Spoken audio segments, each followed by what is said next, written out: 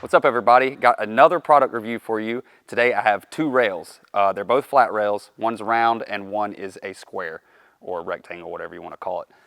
They are from this company called Imperial Co. And I've never heard of them. You probably never have either because they're very new. Full disclosure, they hit me up on Instagram, sent me a message, said, hey, do you want to test these out? We'll send them to you. So they sent them to me and we're going to unbox these suckers and see if they're any good. Let's start with this one. This one is, it says round grind rail. It also says heavy and on the packaging, but it's really not terribly heavy, but it does feel like it has like decent weight to it, which is what you want in a grind rail. You don't want something that's like super light and is gonna move all over the place or bend when you put a lot of weight on it. So in my opinion, the heavier the better. I'm not even sure how long these rails are. A lot of rails are in separate pieces and then you have to put them together. This box is 6 feet long, so I'm guessing that it's all one piece, the bar, but honestly, I have no idea. There she is. Okay, so it is all one piece.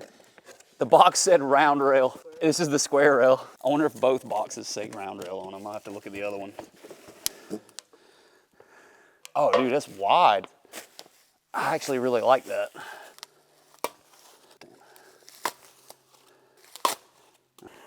Dude, that's pretty slick. It's definitely got a lot of weight to it.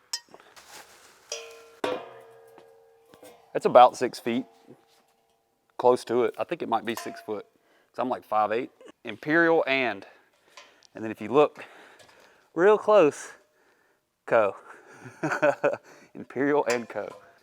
We're missing something. Let's go back to the box. Here we go. Oh, it even comes with wax. They have their own wax, Imperial Co. wax. Got your pins. This is pretty standard for any adjustable height rail, which is what these are. So I'm just gonna go ahead and set them in, and then we'll adjust the height. Dude, I don't think I've skated a bunch of like different commercial made flat bars, but I don't think I've ever seen one this wide before. Pretty excited to see what it's like.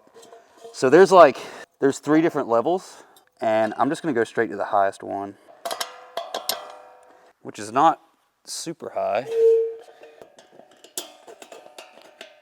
All right, there you go. Sometimes it won't line up if you have to make sure, because this leg was crooked, and it won't line up if it's crooked, so there you go. Like, that's a thing with a lot of rails that I worry about. Like, realistically, like, once you're skating it, it shouldn't be too bad, but that's actually moving a pretty good bit.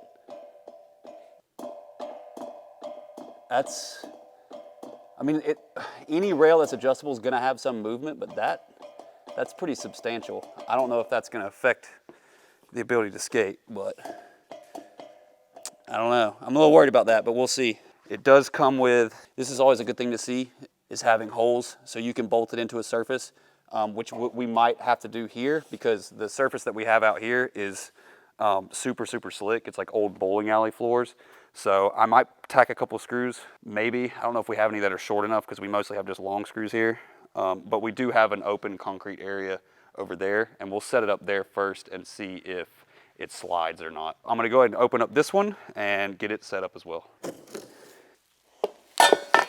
There we go. Same height, 6 foot.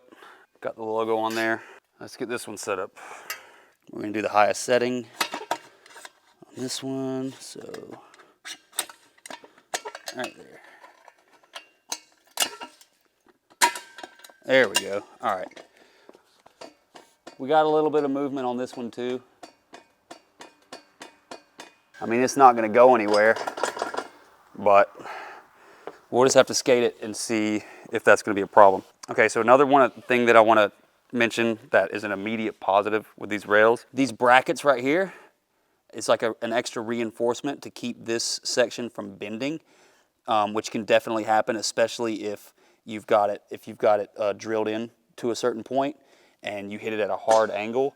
Over time, this will start bending. So having these extra brackets here, which a lot of companies do, but a lot of companies don't as well, that immediately makes me happy seeing those brackets, because that's going to prevent any unwanted bending. I'm going to clean all this stuff up and set up the rails over in the concrete area and skate them, see if they are good or not. We got them set up here. There's one more thing that I wanted to point out. The bottom has these nice little rubber pads to keep it from slipping. Now, I know from experience that on these other floors, the rubber pads don't do anything, but most people aren't gonna be putting it on like super slick floors like we have here anyway, so it's all good. On concrete, it should be totally fine. Luckily, we do have a little slab here of concrete, so we'll see how it goes. I'm not even gonna wax it at first, just to see how they skate without wax, and then I will apply wax as needed, and I will use the wax that they provided and see if it's any good or not. This one's already cracked, but it's wax, that happens. All right, let's do it. No issues on that. I did feel it shake a little bit when I was in it, but with a board slide, any type of board slide variation, that's not really gonna be that much of an issue. We'll see how it is once we get into like doing other types of grinds. So let's hit this one and see how it feels.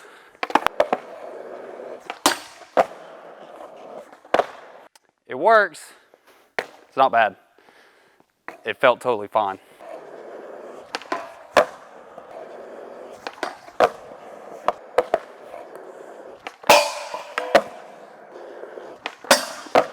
All right, that was one that I was worried about, is doing a 50 on this round rail with it shifting a little bit like this. But honestly, I didn't even feel it like at all. I guess once you hit it, your body weight keeps it from shifting.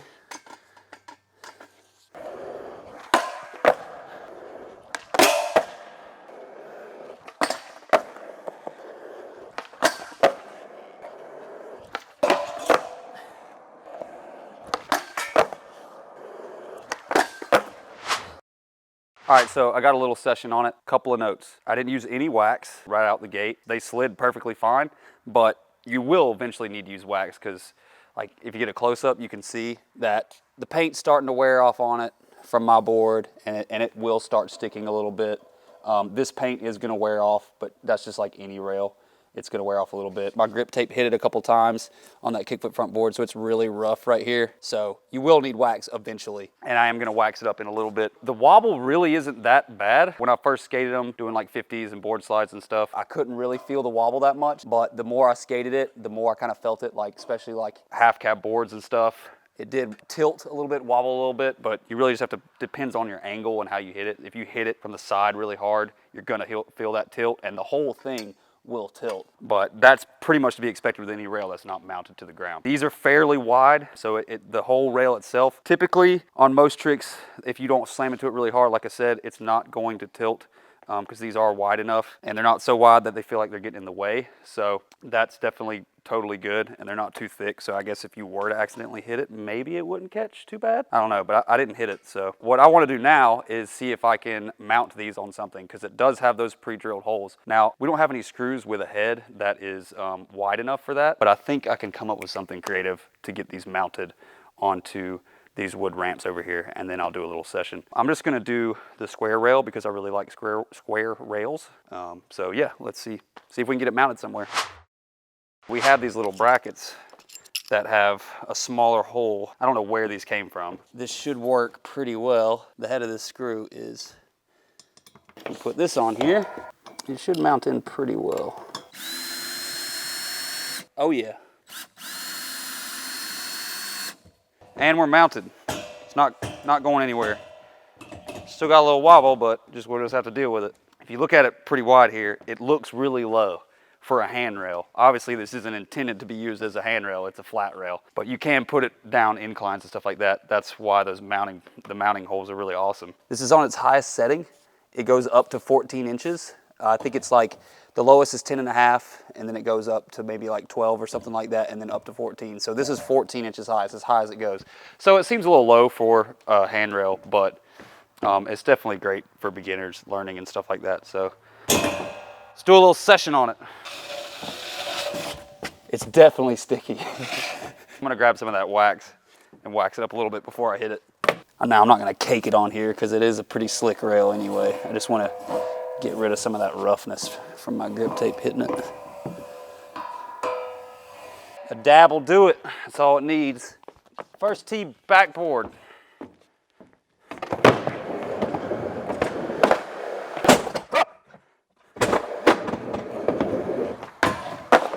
That slid great, actually, so no issues there. That's one thing I love about wide square rails, is that for learning 50s and stuff like that, the margin of error is not quite as slim as a round rail. Yeah, it's great. I mean, it's great for a down rail, for sure. It's low, but if you're just beginning, I could see somebody definitely really enjoying it. I personally wish it was a little bit higher, but I'm probably not the target audience for this. I don't know. Anyway, we'll talk about it in the wrap up. All right, so as of today, the day of filming this video, these rails are $150 each. They are only available on Amazon as of right now. You can also follow the company Imperial Co on their Instagram. Both links are going to be in the description for Amazon and Instagram. All right, let's talk about the rails a little bit. The wobbling is a real thing.